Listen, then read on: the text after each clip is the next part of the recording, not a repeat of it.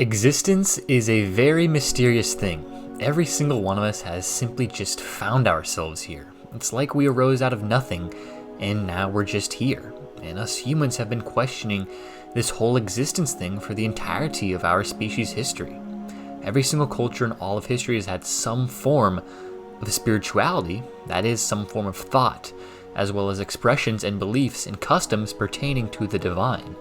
And for a very long time, until years after the scientific revolution, different cultures had vastly different spiritual and religious worldviews, and they clashed over them. Wars were fought and literal executions took place over mere beliefs. Now to us today, that seems absolutely barbaric, but back in the day it did happen, and it still does actually happen a little bit today, because many people hold their beliefs very close to their hearts. They tie their ego into it. They tie their identity into it because the human mind demands certainty. The mind is not content with mystery and thus fills in the gray areas with beliefs. And as history has shown, people will go to great lengths to defend their sense of certainty. And with the introduction of modern science in the past few centuries, as well as advancements in technology, humanity's collective worldviews have completely changed.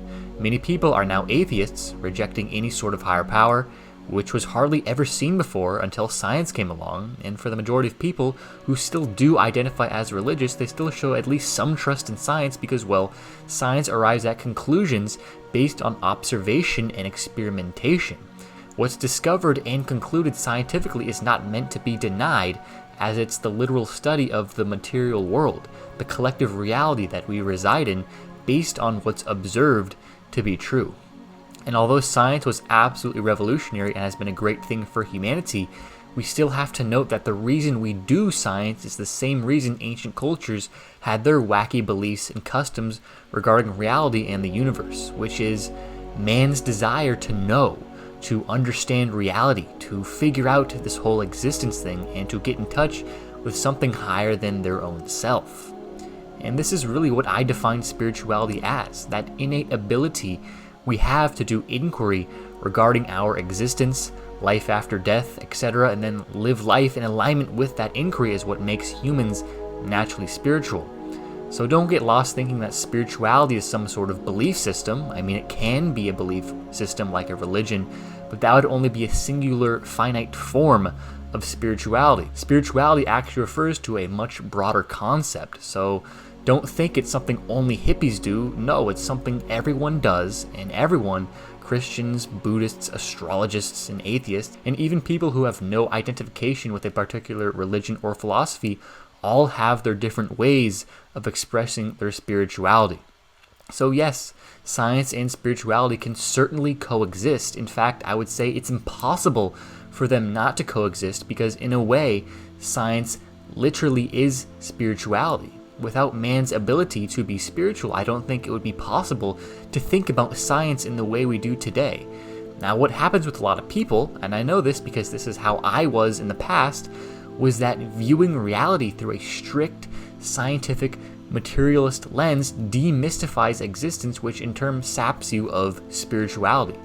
So what I mean by this, and this definitely doesn't apply to everyone, is because your creation and your story can be fairly accurately explained through science, the Big Bang and evolution and all that, is that you can lose the sense of awe and sense of profundity you have for the universe because you can gain that sense of certainty that the ego seeks, and then you just go about your life doing your everyday tasks and you stop being in awe. But then as I grew up, I realized that being able to answer certain questions through material causes doesn't demystify it at all. It actually mystifies it even more and makes reality seem that much more rich and grand and magical and mysterious. So take things such as life and evolution. The idea that particles of matter can assemble themselves to create sentient entities that grow and evolve over time based on the need for that entity to survive and maintain itself, and that over the course of billions of years, those life forms can go from tiny, single-celled organisms to a full-blown human being is, to me, literally the most divine process ever. It's so mind-blowing, and it really makes me feel like I'm a part of something great. I'm a part of the unfolding of the universe, and all that is way more divine to me than saying something like, oh, God just created everything. So thinking about science in a manner such as that is how you can make it more spiritual. But still, as I said earlier, I would refer to spirituality as a much broader concept that encompasses science within it. So the goal of science is understanding, and the scientific method uses observation and experimentation and mathematical formulas and all of that to arrive at understanding. But what spirituality adds on top of that is how you should live your life in alignment with this understanding. So spirituality will talk about love, compassion, wisdom, how to be happy, how to be a good person, how to reduce suffering for both you and the collective, etc. So for all the people, and mainstream society seems to do this, who put up a duality between religion and spirituality and science, and only say they can't go together or only can go together to a degree, recognize that both fields aren't even trying to do the same exact thing. Both fields are seeking understanding of reality, yes, but spirituality is seeking embodiments of the understanding, whereas science is not. But something else I want to add when it comes to the domain of understanding is that science seeks understanding by observation and experimentation, but your conclusions in doing that will only be based upon what's possible for there to be objectively observed and experimented upon. So the thing that isn't possible to be objectively observed is your own consciousness. And this is profound because all you have is your own consciousness. Your experience of reality takes place solely within your own consciousness, and it's impossible to ever leave it. So a method that a lot of people don't take seriously and that science doesn't even recognize as like a valid means, because, well, this method is not science, technically, is that you can also arrive at understanding through having direct conscious experiences into the nature of reality. And this isn't like sitting back and observing things like science does, it's a direct conscious experience of something. So this is the domain of altered states of consciousness where you don't feel like you anymore, and this reality sort of dissipates, at least to a degree. So this is the stuff like pursuing enlightenment, very deep meditation and contemplation, very intensive yoga practices, psychedelics, and also the stuff like near-death experiences that a lot of people report.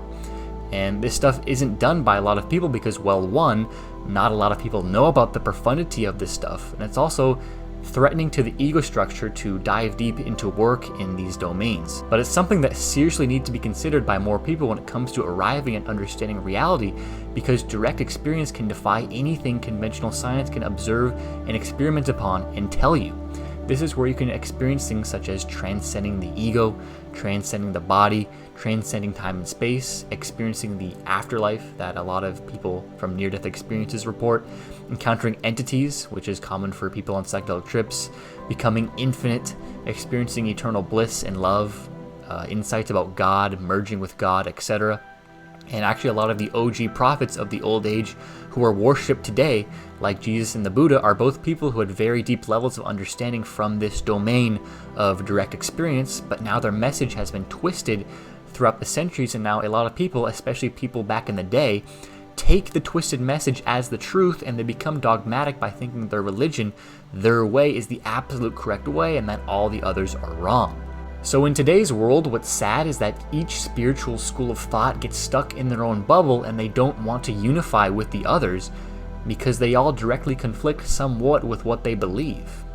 Religion often becomes super dogmatic and dismisses basic science and logic from its worldview, but also many people, especially more atheist people like I used to be, can take science and use it as a dogma by assuming that we can eventually figure out all the answers to reality through attributing them to a material cause, through the scientific method, just through observing and sitting back and using the mind to rationalize and analyze things.